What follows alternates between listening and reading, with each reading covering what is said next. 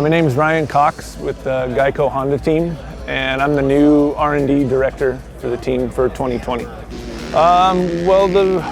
When we first got the 2020s, we basically stripped them down and kind of figure out what parts will work and what parts won't work off of the previous model.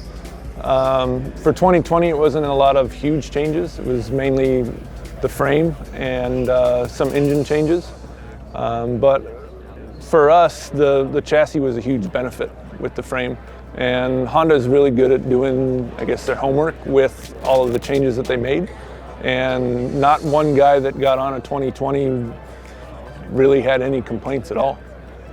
It was kind of an easy transition for us, where some of the other times going from one year to the other, you can kind of have to start over, where this year was just all steps in the right direction for us.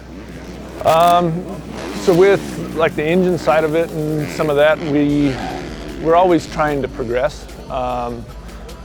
Working with Yosh, we have so many different options to work with. One of the things that we were kind of struggling with, that we've had to make changes with, was with making more power, the noise goes up. So we've had to address that, but luckily for us, Yosh had something already kind of finished for us, to where we could get back to where we could pass pretty easily as far as the sound rule. Kind of with the development of anything, more power means more stress on other parts. We've had to do a lot of clutch testing. We've actually switched fuel this year, going to VP, and that's been a big help for us. But other than that, all the guys seem to be really happy with the progress we've made so far from the 19.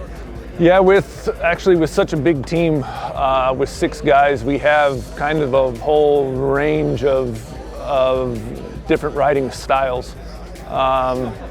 You have a guy like Chase, where he doesn't like to rev the bike, to a guy like Jeremy, where he likes to keep the RPM up. So you kind of have to tailor the engine and the chassis to work for both of them, because they're not really interchangeable. And kind of, we take what we learned from the more experienced guys and place it for the younger guys that don't really kind of know what they want yet. And you kind of start them in the middle of those two extremes, and then kind of tailor it to their style from there. Like with Chase, his engine is more geared towards bottom and mid, because he doesn't ride the bike higher in the RPM. Where Jeremy's is a little different. We tailor everything more mid to top, because he likes to carry his momentum and keep the RPM up. But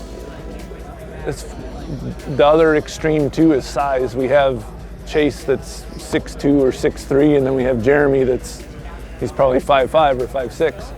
And there's a lot to tailor the bike to those different sizes. Jeremy runs different foot pegs and different subframe and a different seat, where Chase is kind of more on the stock side.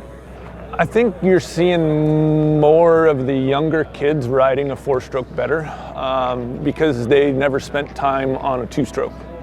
Where previous generations, the guys spent more time on a 2-stroke, and they had that hold it wide open mentality, where on a 4-stroke it doesn't really work that great for them.